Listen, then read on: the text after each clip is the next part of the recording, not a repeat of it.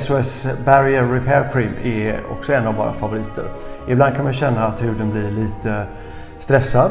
Det kan vara köld, det kan vara sol, det kan vara AC, det kan vara hormonellt. Det kan vara, man har tränat för mycket, så visar det sig på huden i en stress. Då behöver man ju någonting som lugnar huden, som balanserar huden. Och den här är alltså den mest fantastiska SOS-krämen.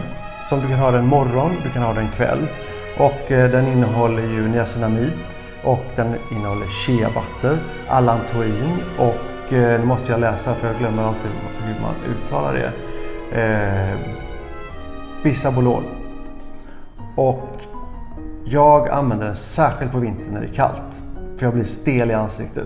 Jag använder den som om jag varit i solen på sommaren. Vilket jag försöker undvika såklart, men ibland går det inte. Men då är det här räddaren efter det.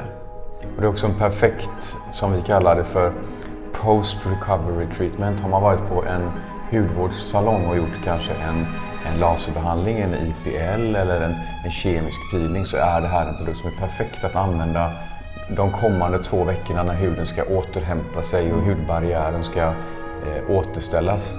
Exakt, för det är ju det där med barriären. Om barriären är i balans så då mår vi väldigt bra överhuvudtaget. Det är den där stressen som gör att barriären kommer i obalans och det är den vi vill få bort. Vi gör även ett samarbete med The Perfect World Foundation med den här för att vi älskar ju bin, pollinerare, och då känner vi att det här är den perfekta produkten för att just göra det samarbetet med dem.